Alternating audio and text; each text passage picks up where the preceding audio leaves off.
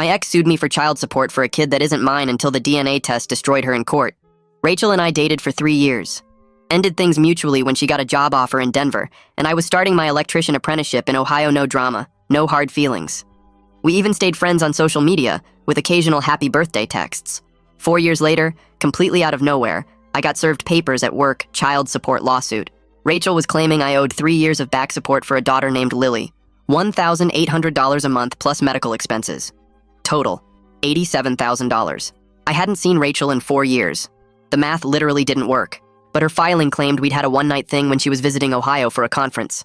Never happened. I was dating someone else then, and had timestamp photos from a vacation in Florida that exact week. Didn't matter. The court ordered temporary support payments while the case was pending, $1,800 a month starting immediately. I made $4,200 a month as a journeyman electrician. After taxes and this support order, I had $800 left for rent, food, everything. Had to move back in with my parents at 31. Rachel hired this aggressive lawyer, Diane Roth, who specialized in deadbeat dad cases. First hearing, Roth painted me as a monster who'd abandoned his pregnant girlfriend and denied his own child for years, said I was hiding assets, probably working under the table, definitely lying about never seeing Rachel. The judge ate it up, increased the temporary support to $2,100 a month. I could barely afford groceries. My lawyer was this overworked public defender who kept mixing up my case with his other clients. Meanwhile, Rachel was posting constantly about being a single warrior mom and how fathers who don't support their children are the worst kind of criminals. Her friends were commenting about how brave she was for fighting for Lily's rights. She started a GoFundMe that raised $15,000. I knew something was off. Hired a private investigator with money I borrowed from my uncle. Cost me $3,000 I didn't have. The PI found something interesting. Rachel had been dating a guy named Brandon for 5 years. They'd been living together the entire time. Brandon was married to someone else, separated but not divorced. His wife was threatening to take everything in the divorce if she found out about the affair, so Rachel needed another father on paper. Someone with decent income, no criminal record, far enough away that casual observers wouldn't question it. She picked me, the perfect patsy. We went to court for the final hearing 6 months after this started. I'd paid $12,600 in temporary support by then, maxed out credit cards, borrowed from family, sold my truck. Rachel showed up looking perfectly rehearsed conservative dress, minimal makeup, holding a folder of what she claimed were medical bills and daycare receipts. Roth went first.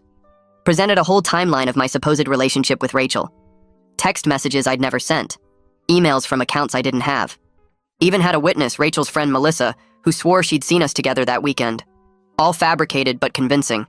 The judge was nodding along, ready to make the order permanent. Then my new lawyer spoke up. I'd fired the public defender, hired a bulldog attorney with my last $5,000. He had one simple request, DNA test. Right now. We'd brought a technician from a certified lab. It would take 30 minutes for rapid results. Roth objected frantically, said it was unnecessary trauma for the child. Rachel started crying about how insulting this was, how it would damage Lily's relationship with her father. The judge wasn't buying it. Ordered the test immediately. Rachel went pale. Started hyperventilating. Said Lily was sick, couldn't come to court. The judge said we'd wait. Sent a bailiff with Rachel to get the child from her mother, who was watching her in the car. 45 minutes later, the tech had the results. The tech walked to the judge's bench and handed over a folder. The judge opened it and read the top page slowly. His eyes moved across the lines. He flipped to the second page. The courtroom was so quiet I could hear Rachel breathing fast in her chair next to Diane. Diane leaned over and whispered something urgent in Rachel's ear. Rachel shook her head and kept staring at the judge. The tech stood there waiting. The judge read the third page. Then he closed the folder and looked straight at Rachel. His face had changed. The friendly expression from earlier was gone. He looked at her like she was something stuck to his shoe. Rachel's breathing got faster. She grabbed the edge of the table. Diane put a hand on her arm, but Rachel pulled away. The judge set the folder down carefully. He picked up his pen and wrote something on a pad of paper. Then he looked up again. The silence stretched out. I could feel my heart beating in my throat. The judge cleared his throat. Rachel, do you have anything to say before I make my ruling? His voice was cold. Rachel opened her mouth, but nothing came out at first. She swallowed hard. The test must be wrong. Her voice came out shaky and thin. Labs make mistakes all the time. This can't be right. She looked at Diane for help, but Diane was staring at the table. I was there that weekend. We were together. Rachel's voice got higher. This is my daughter's father. The test is wrong. The judge held up one hand. Rachel stopped talking. Her whole body was shaking now. The judge picked up the folder again and held it up. This report shows 0 probability of paternity. 0. Not low, not unlikely. 0. He set it down hard on the bench. The sound made Rachel flinch. I'm declaring this paternity claim completely fraudulent. All temporary support payments are halted immediately effective today. He wrote something else on his pad. I'm referring this case to the district attorney's office for potential criminal charges, including fraud and perjury. He looked right at Rachel. You will return every cent this man paid in temporary support, plus his legal fees. The exact amount will be determined, but you're looking at a minimum of $15,000. Rachel started crying. Not the pretty crying from earlier when she talked about Lily. This was ugly crying with her whole face scrunched up. Diane stood up fast. Your Honor, if I may. This was an honest mistake. My client genuinely believed the defendant was the father. She had no intention to defraud anyone.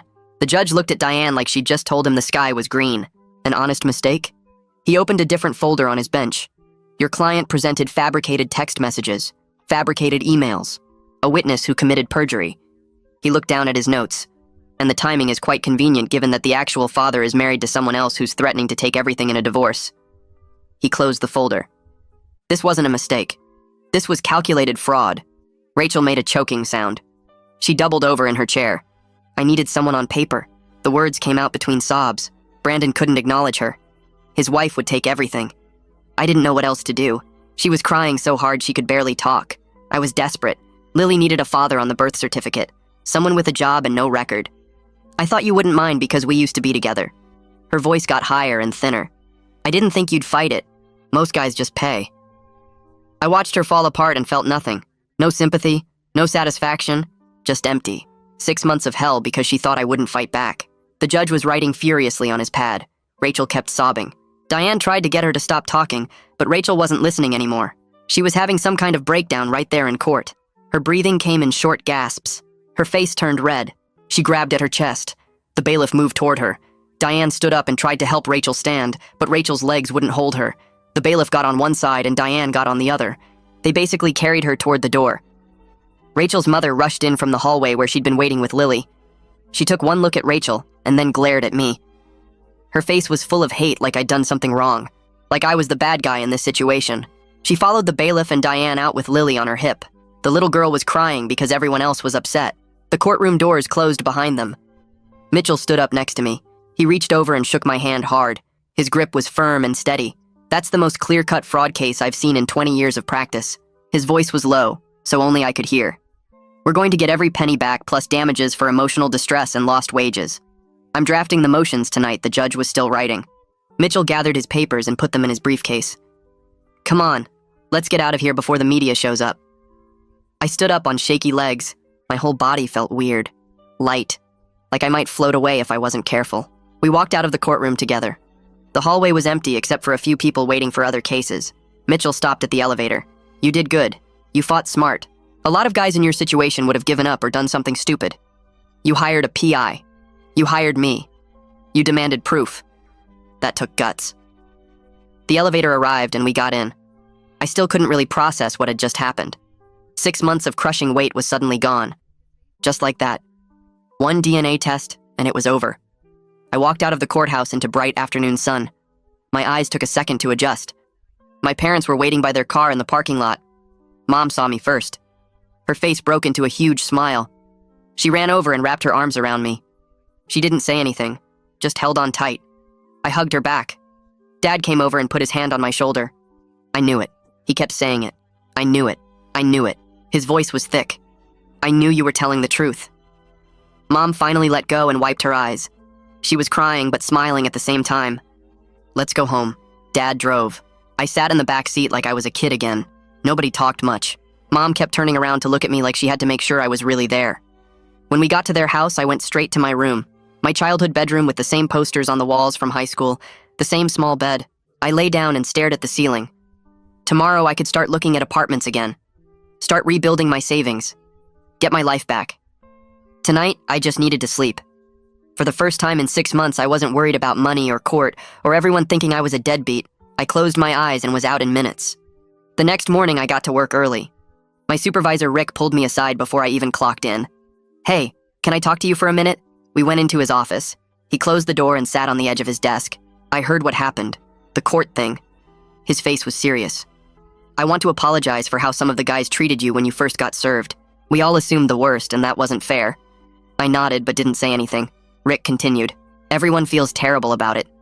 We should have given you the benefit of the doubt. You're a good worker and a good guy. I just wanted you to know that. Thanks.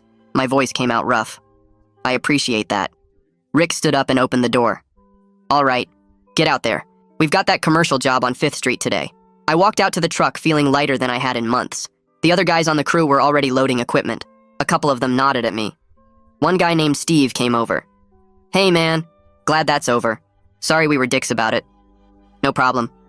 We got in the truck and headed to the job site. For the first time since this whole thing started, I felt like maybe things were going to be okay. That evening I got home and my phone rang while I was heating up leftovers. Mitchell Boone calling. I picked up and he got straight to it. The district attorney wanted to meet with me. Rory Carson apparently specialized in fraud cases and was building a reputation for prosecuting paternity scams. Mitchell said Carson saw these cases becoming more common and wanted to make examples. We scheduled for 2 days later at the DA office downtown. I showed up early wearing my best work pants and a button-up shirt. Carson met me in a small conference room with Mitchell already there. Carson was younger than I expected, maybe 40, with sharp eyes and a firm handshake. He laid out 3 folders on the table. Rachel could face fraud charges, perjury charges, and filing false legal documents. Each one carried potential jail time. He explained first offenders usually got probation and restitution orders instead of prison. But the charges would be on her record permanently. Carson leaned back in his chair and asked what I wanted. Did I want to pursue criminal charges or just get my money back and move on? I thought about it for maybe 5 seconds. The 6 months of hell flashed through my head. Moving back with my parents at 31. Selling my truck. Everyone at work thinking I was a deadbeat. Rachel posting on social media about what a terrible person I was. I told Carson I wanted her prosecuted. She needed to face real consequences for what she did, not just pay me back and walk away like nothing happened. Carson nodded and said he would file charges within the week. Mitchell and I left the DA office and walked to his car. He had more paperwork for me to sign. We drove to his office and he pulled out another set of documents. Civil suit against Rachel for the $12,600 in support payments plus legal fees, PI costs and damages for what I went through. He was asking for $45,000 total. That sounded like a lot until I remembered the 6 months she put me through. I signed everything.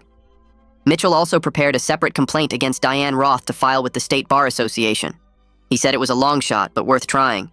Roth knowingly presented fake evidence and ignored obvious red flags. That might count as breaking the rules lawyers have to follow. Her aggressive tactics and willingness to destroy someone based on lies should have consequences too. I signed that complaint as well. Over the next few days, word started spreading about the DNA results. Rachel had kept her GoFundMe page active the whole time. People started flooding the comments section demanding their money back, calling her a scammer and a liar.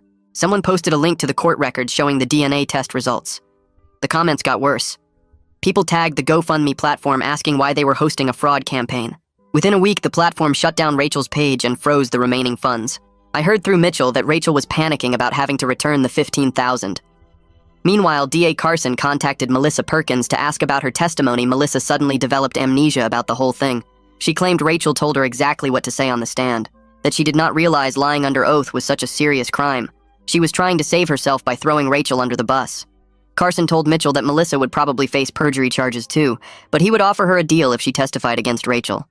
I started looking at apartments again. Found a small studio on the east side of town for $800 a month. Not much space, but it had a kitchen and bathroom, and it was mine. No more sleeping in my childhood bedroom. No more feeling like a failure every time I walked past my high school basketball trophies. I signed the lease and moved in the following weekend. Dad helped me move my stuff in his truck since I still did not have mine back. Mom brought cleaning supplies and spent 3 hours scrubbing the place even though it was already clean. They left and I sat on my air mattress in the empty studio. It felt good, like I was finally getting my life back piece by piece. Uncle Jefferson called me that week. He told me not to worry about paying back the $3,000 for the private investigator right away. Seeing Rachel exposed in court was payment enough for him, but I insisted on setting up a payment plan anyway. $50 a month until it was paid off. He tried to argue, but I would not budge. He loaned me that money when I desperately needed it, and I was going to pay him back properly. 2 weeks after the DNA test results, Mitchell called with news Diane Roth had withdrawn from representing Rachel, filed paperwork with the court removing herself from the case completely. Mitchell said this was a bad sign for Rachel. Roth probably realized the case was completely indefensible now and did not want her reputation damaged any further. Being associated with proven fraud could hurt her career. Rachel would need to find a new lawyer willing to take on a case she already lost. Someone willing to defend her against criminal charges with mountains of evidence against her. Good luck with that. Within a week, Mitchell called with news that Rachel had hired a criminal defense attorney. Her name was Francesca Conti, and she worked out of a firm in Columbus that specialized in white-collar crimes. Conti contacted Mitchell the same day she took Rachel's case. She wanted to talk settlement before DA Carson filed any charges. Mitchell forwarded me Conti's email, which laid out Rachel's offer. She would pay back all $12,600 in support payments, plus $22,400 in legal fees and damages. Total of $35,000. In exchange, I would agree not to pursue any additional civil damages beyond what Mitchell already filed for. The criminal case would still go forward since that was up to the state, not me. But Conti was hoping a settlement would make Carson go easier on Rachel. Mitchell said we should meet with Carson before responding to Conti's offer. He set up an appointment at the DA office for the following Tuesday. Carson's office was in the county building downtown, 3rd floor, with windows overlooking the courthouse where the DNA test had destroyed Rachel's lies. Carson was younger than I expected, maybe 40, with a neat beard and glasses. He shook my hand and gestured for Mitchell and me to sit in the chairs across from his desk. Carson opened a file folder and flipped through some papers before looking up at me. He explained that the decision to prosecute Rachel was not actually mine to make the state brings criminal charges, not victims. But he valued my input and wanted to know what I was hoping for as an outcome. Did I want restitution and an apology, or did I want to see this go to trial with possible jail time for Rachel? I sat there thinking about it for a minute. Part of me kept picturing Rachel's daughter, Lily. That kid was completely innocent in all this. She did not ask to have a mom who lied and committed fraud. If Rachel went to jail, Lily would suffer for something she had no control over. But then I remembered the 6 months Rachel put me through. Barely eating because I could not afford groceries after the support payments. Sleeping in my childhood bedroom at 31 years old. Going to work every day while everyone thought I was a deadbeat dad who abandoned his kid. Rachel tried to destroy my entire life so she could hide her affair with a married man. She fabricated evidence, convinced her friend to commit perjury, and hired an aggressive lawyer to paint me as a monster in court. I looked at Carson and told him I wanted Rachel prosecuted. She needed to face real consequences for what she did, not just write a check and move on like nothing happened. But I was not looking for maximum penalties or trying to destroy her life the way she tried to destroy mine. I just wanted her to have this on her record so she could not do it to someone else. Carson nodded and made some notes in his file. He said that was helpful context, and he would keep it in mind when deciding what charges to file and what kind of plea deal to offer if Rachel wanted to avoid trial. Mitchell and I left the DA office and walked back to his car. He asked what I wanted to do about Conti's settlement offer. I told him to accept it if he thought $35,000 was fair. Mitchell said it was actually a decent offer considering we would avoid the risk and expense of a civil trial where a jury might award less. He would draw up the settlement agreement requiring Rachel to pay $10,000 immediately and the remaining $25,000 in monthly installments of $1,000. That would take 25 months to pay off, but at least I would start getting money back right away. Mitchell sent the signed agreement to Francesca Conti that afternoon. She responded within an hour, accepting all terms. The first $10,000 payment arrived by certified check. Exactly 1 week later, I took it straight to the bank and deposited it, then immediately wrote a check to Uncle Jefferson for the $3,000 he loaned me for the private investigator. I paid off my credit card debt, which had ballooned to $4,000 during the 6 months of support payments. The remaining $3,000 I used as a down payment to buy back my truck from the guy I sold it to. He wanted $500 more than what he paid me, which annoyed me, but I needed transportation. 2 days after the settlement payment cleared, DA Carson filed formal criminal charges against Rachel. 3 counts of perjury for lying under oath about our relationship and the fake conference weekend. 1 count of fraud for the entire false paternity scheme. 1 count of filing false documents with the court. Mitchell called to walk me through what each charge meant. The perjury counts were for her testimony, the fabricated text messages and emails, and having Melissa lie on the stand. The fraud charge covered the whole plan to make me pay child support for a kid that was not mine. The false documents charge was for all the fake evidence Roth submitted to the court. Each count was a misdemeanor, but together they carried a maximum sentence of 3 years in jail plus fines. Carson was playing it smart by stacking multiple charges, so Rachel would be more likely to take a plea deal.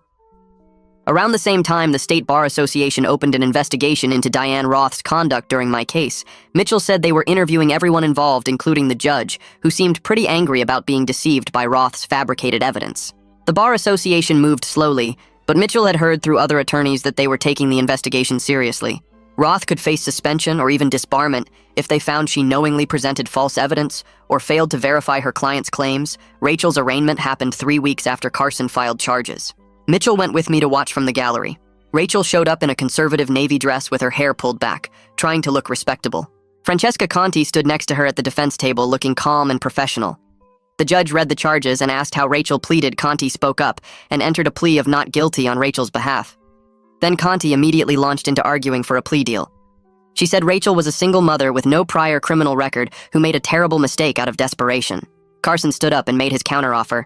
He would reduce all charges to a single count of fraud if Rachel pleaded guilty and accepted 2 years probation plus full restitution. But there was one condition. Rachel had to allocate in court, meaning she had to stand up and explain exactly what she did and why she did it. No hiding behind lawyer speak or claiming it was all a misunderstanding. She had to admit the whole scheme in open court and take full responsibility. Conti pushed back hard, but Carson held firm on the allocation requirement. The arraignment ended with Rachel looking pale and shaky, and Conti said she would discuss the offer with her client. I started seeing a therapist 2 weeks after the arraignment because even though I won the case, I was having serious trust issues and constant anxiety about money. Every time I checked my bank account, I felt sick. Every time someone mentioned relationships, I got tense. The therapist was this older woman named Dr. Palmer, who specialized in trauma and abuse cases. She listened to the whole story during our first session and then told me what I went through was financial abuse. She said it was completely normal to have lasting effects from 6 months of being financially destroyed by someone I trusted. We met every Thursday evening and worked through the anxiety and anger. Dr. Palmer taught me breathing exercises for when I started spiraling about money. She helped me understand that trust issues after betrayal were a normal protective response, not a character flaw. Around the same time, I started working with a credit counselor because my credit score was absolutely trashed.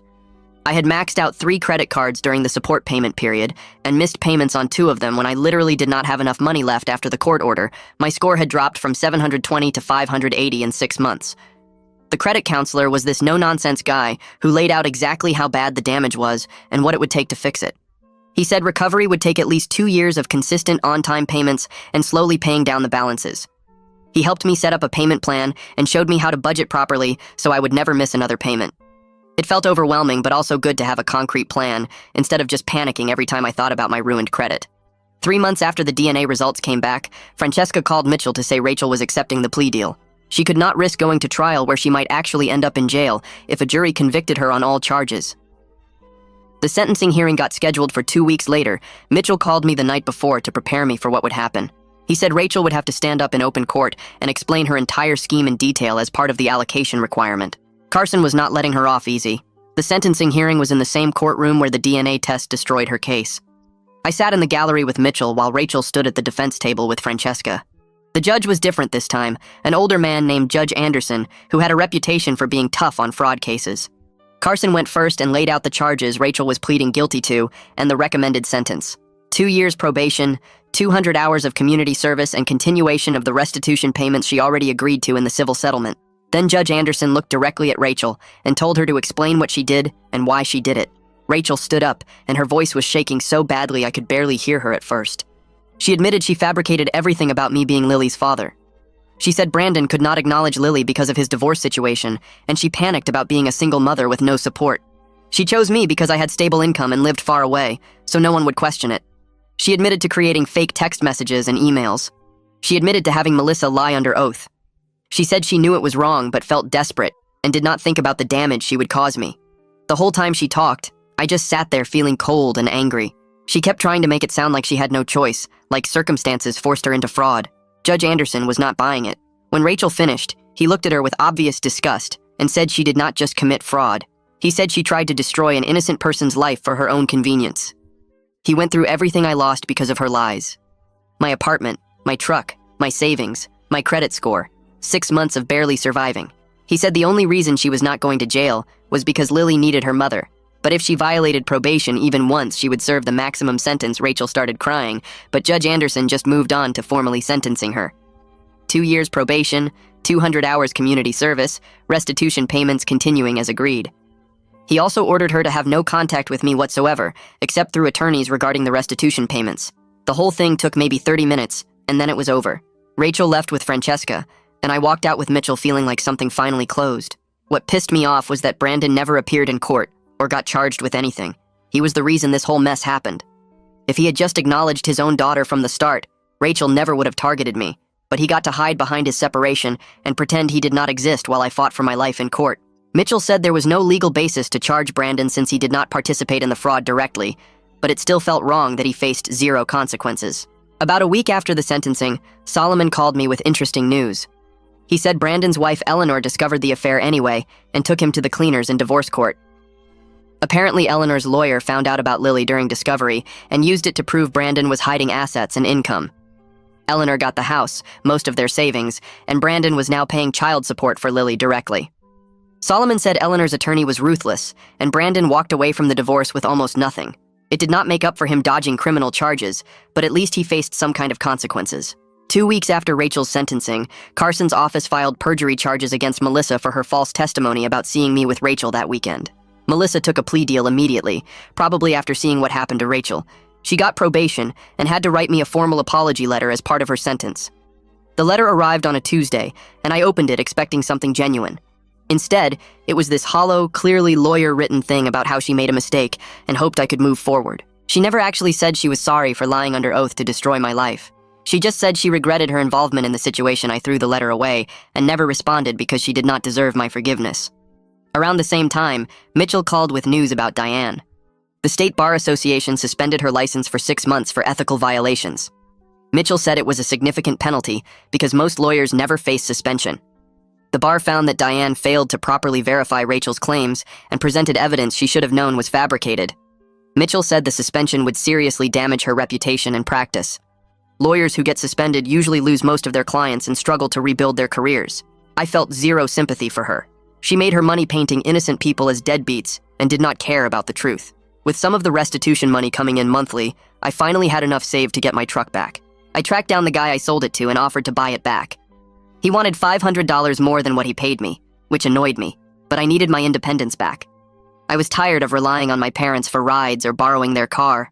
I paid him the extra $500 and drove my truck home feeling like I was reclaiming a piece of my life that Rachel stole. The first payment from Rachel hit my account exactly 30 days after the settlement. Mitchell set it up through automatic withdrawal from her bank account, so she could not claim she forgot or did not have the money every month for the next 6 months. That $1,000 showed up like clockwork on the 15th. I checked my account every single time just to make sure it was real. Seeing that money arrive felt like getting back a small piece of what she took from me, even though it would take over 2 years to get everything. I started seeing a therapist about a month after the court case ended. My parents suggested it, and I figured it could not hurt. The therapist was this older woman who specialized in trauma and financial abuse. She helped me work through the anger and betrayal in ways I had not expected. She kept pointing out that Rachel's desperation did not excuse what she did, but understanding her motivation might help me process it.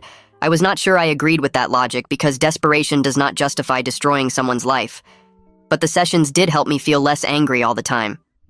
I stopped checking Rachel's social media obsessively. I stopped imagining confrontations that would never happen. The anger was still there, but it was not controlling me anymore. Around 3 months after everything ended, I started dating again. I was cautious about sharing personal information too quickly because I did not want to scare anyone off or seem like damaged goods. My first few dates, I did not even mention what happened with Rachel because I did not want it to define me. I went out with a woman I met at the gym and we had a nice dinner, but there was no chemistry. Then I went on a coffee date with someone from a dating app, and she spent the whole time talking about her ex. By the 4th or 5th date with different people, I started to relax a little. Dating felt normal again instead of terrifying. Work got better as people forgot about the initial drama. Those first few months after I got served, some of the guys on my crew treated me differently.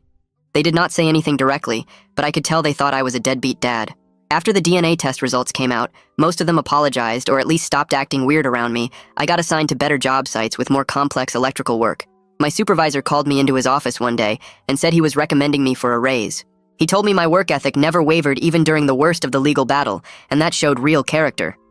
The raise was $200 a month, not huge, but it helped Uncle Jefferson and I grew closer through this whole experience. He started inviting me over for dinner once a week, and we would watch football or just talk. One night, about 4 months after the court case, he told me he was falsely accused of something years ago. He did not go into details, but said someone at his job claimed he stole equipment, and he almost lost everything fighting to clear his name. That was why he did not hesitate to loan me the money for the private investigator.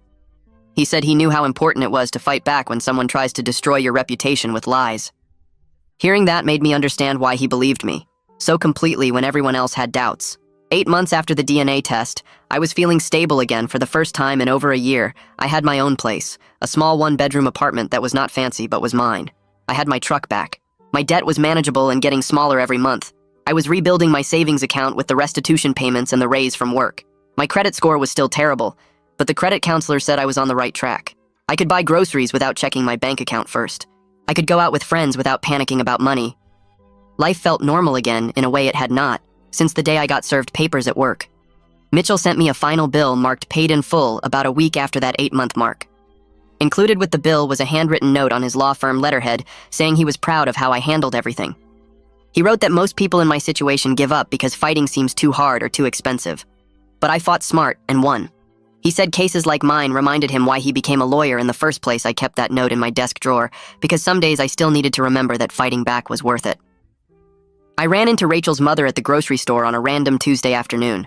I was picking up milk and cereal when I turned down the produce aisle, and there she was looking at apples. We made eye contact, and I almost turned around and left, but she walked toward me.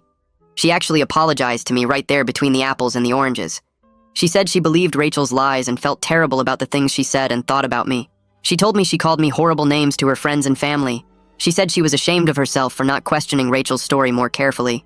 The apology caught me completely off guard, but I accepted it gracefully. I told her I understood she was just trying to support her daughter and granddaughter. She got tears in her eyes and said Rachel was struggling with the consequences of her actions. I managed not to say that Rachel should be struggling after what she did to me. Instead, I just nodded and said, I hope things worked out for everyone involved. We said goodbye and I finished my shopping feeling weird about the whole interaction. 2 days after the grocery store encounter, Carson called me. He said Rachel violated probation by missing community service hours. She was supposed to complete 200 hours total, and she had only done about 60 hours in the 8 months since sentencing. She had to appear before the judge again and could face jail time if she did not get back on track. Carson said the judge took probation violations seriously, especially in fraud cases. He asked if I wanted to attend the hearing, but I told him no. I did not need to see Rachel get in trouble again. I just wanted her to fulfill her obligations and stay out of my life. Carson called me 3 weeks later to say Rachel had another probation hearing scheduled. Because she missed too many community service hours, I decided not to go, but Carson updated me afterward. He said the judge was not happy at all and gave Rachel one final warning.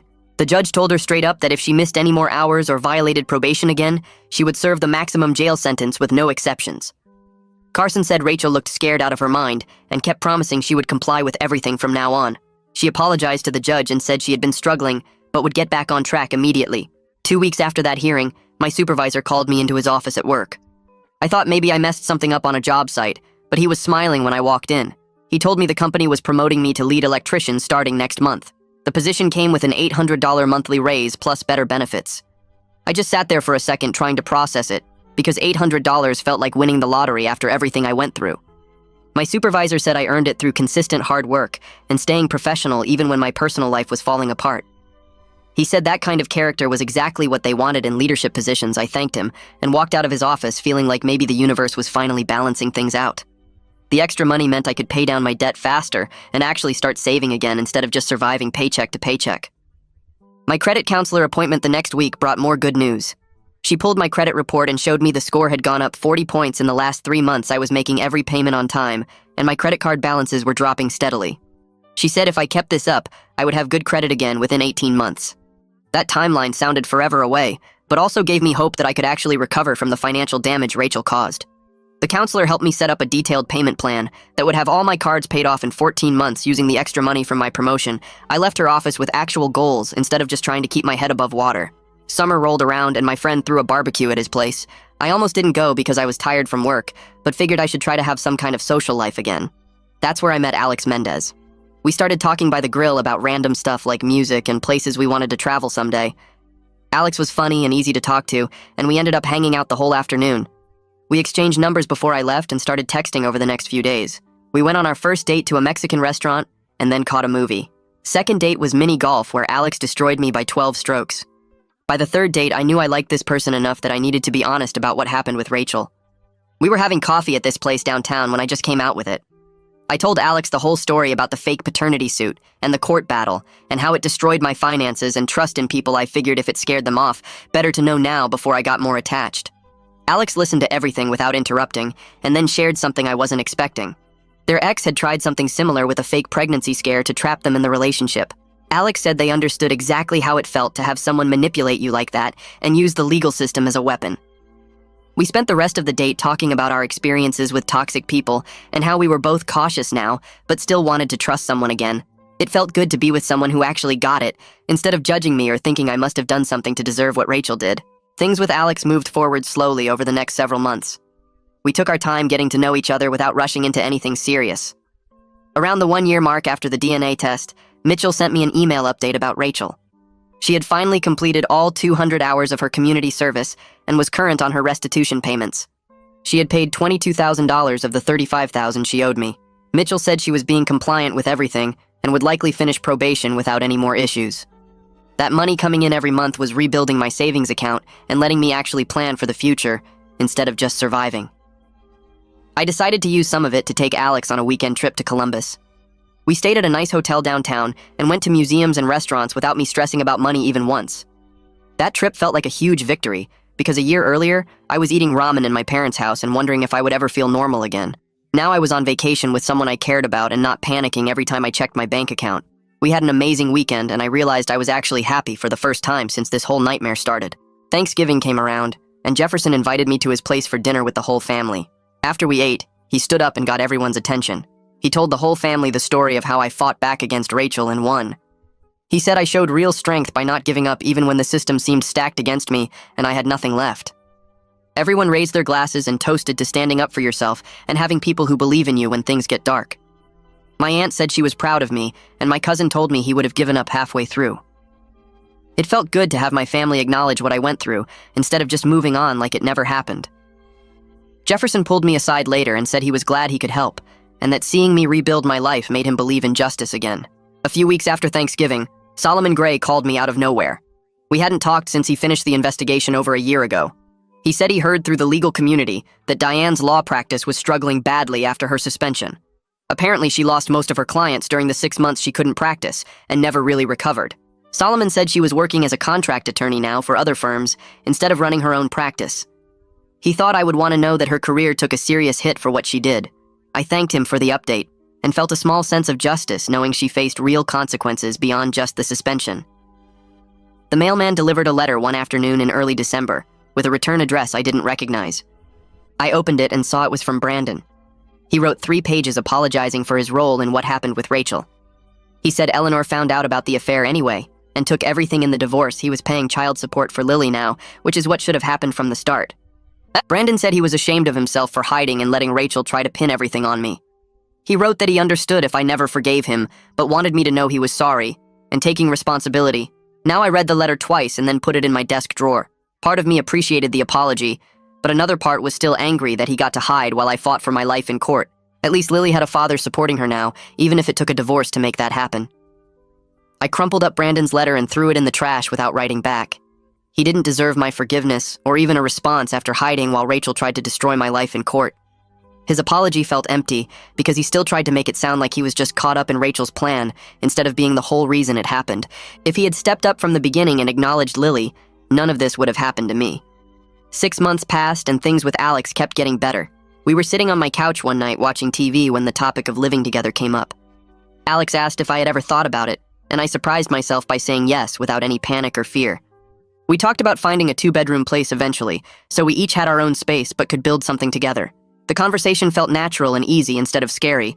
Like I thought it would after everything with Rachel, I realized I wasn't afraid of commitment anymore because Alex showed me what a real partnership looked like. Mitchell called me one afternoon 18 months after the settlement to tell me Rachel had made her final restitution payment. He sent over the paperwork showing the civil case was completely closed and I would never have to deal with her again legally. That last payment meant she had paid back all $35,000 she owed me. I deposited the check and felt this huge weight lift off my shoulders, knowing it was finally over. The money had rebuilt my savings account to where it was before this nightmare started. A few days later, I got a letter from the State Bar Association thanking me for my cooperation in their investigation into Diane. They said the investigation was complete, but didn't share any details about what happened. Mitchell heard through his contacts that Diane was facing additional sanctions beyond the 6-month suspension. He said the bar took a dim view of lawyers who knowingly present false evidence and that her career would probably never fully recover. 2 years after that DNA test destroyed Rachel in court, my life looked completely different. I had $12,000 in savings, my credit score was back up to 720, and I had gotten promoted to lead electrician with that $800 monthly raise. Alex and I had been together for over a year, and our relationship kept getting stronger. Having someone who knew everything about what I went through and loved me anyway felt incredible. We decided to stop talking about moving in together and actually do it. Found a nice 2-bedroom apartment across town with better space than either of our current places. Signing that lease together felt like a huge step, but I wasn't nervous at all.